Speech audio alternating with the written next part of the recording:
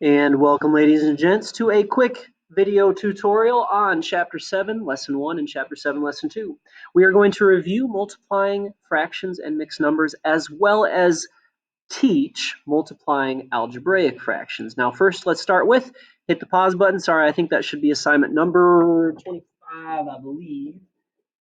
So if you need, go ahead and hit pause, and come on back when you are ready. So, folks, goal for today, multiply algebraic fractions and mixed numbers. Now think about where we've been. We've been with addition and subtraction. All we're going to do is we're going to replace that plus sign with the multiply sign. We're going to replace the minus sign with the multiply sign. Now sooner or later you will get to large and much uglier, or should I say at least more complex, algebraic fractions. Meanwhile, you will further have equations where you'll have to multiply or divide by fractions and mixed numbers. But for today, we're going to stick to the blue.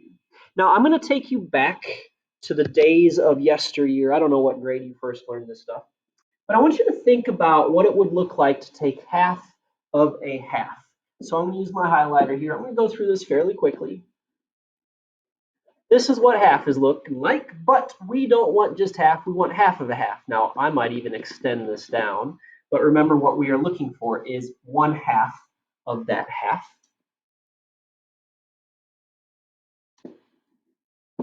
And for whatever reason, it is not letting me pick purple, which is not very helpful.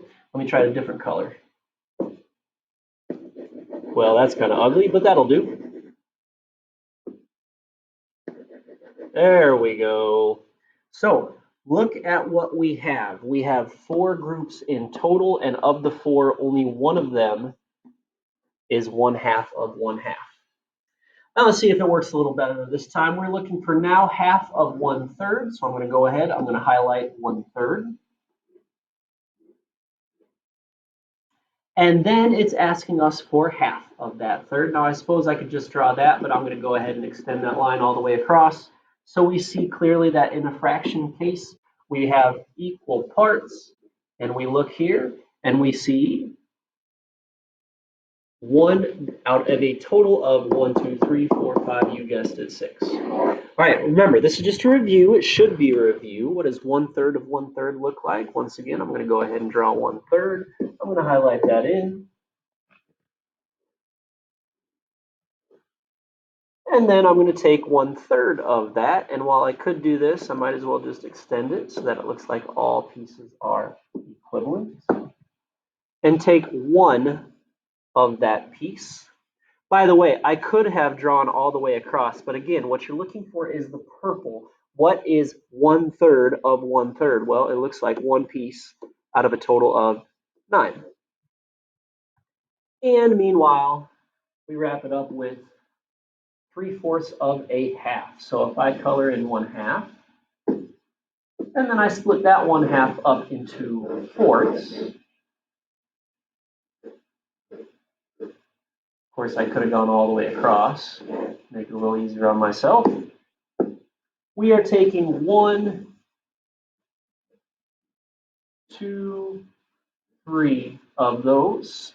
And now you can see pretty quickly that we have 3 pieces out of a total of 8. Why is Mr. Callan doing this? To remind you why. I don't want you doing things just because my teacher told me so. Why do we multiply straight across? Well, you have 2 rows and 2 columns. That's right, folks. 1, 2, 3, 4 pieces in total. Of the 4, however, you only have 1 group of 1, which is why that numerator is 1. Take a look at the other part. Next example, 2 rows, 3 columns. That means the 6 is what it's cut into. And 1 group of 1. Take a look at the bottom left. 3 rows, 3 columns. 1, 2, 3, 4, 5, 6, 7, 8, 9. That explains why your denominator is ninths. And you only have 1 group of 1. That 1 purple square is what's overlapped. And meanwhile, 4 rows, 2 columns, you guessed it. 3 of those 1 is 3. So don't multiply across just because your teacher told you so. Understand how to find parts of parts. So that was your brief little walk down memory lane. Now let's get into the real stuff, shall we? So we're going to look at 3 25ths times 10 ninths. All right, now naturally I could say 25 sets of 9 or 9 sets of 25, 225.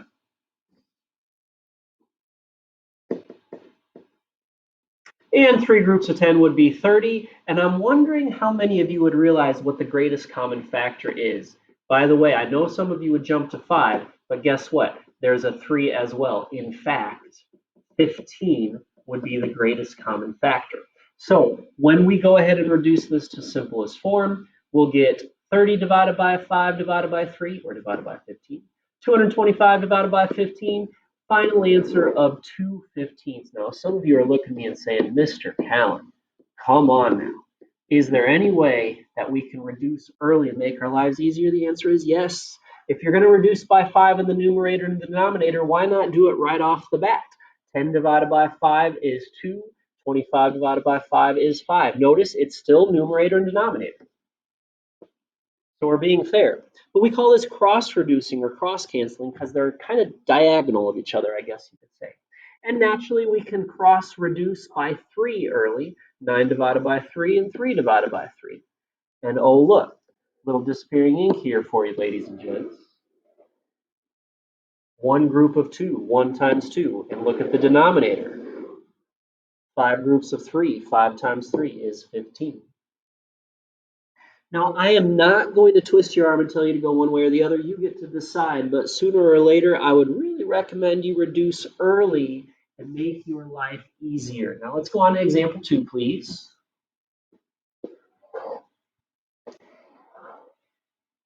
For example 2, we see 21 times 2/3 or 2/3 of 21. Now, naturally, the first thing we should do is turn 21 wholes into an improper fraction. Then we go ahead and say, can anything reduce? Well, nothing goes into both 1 and 2. Those have a common factor of 3's. 21 divided by 3 is 7. 3 divided by 3 is 1. And so now we can multiply. 1 times 1 is 1. 7 times 2 is 14. And while that's a good answer, it's not a great answer. Let's go ahead and just write 14 wholes as our final simplified answer. Now for examples 3 and 4, this is where we really get into the good stuff.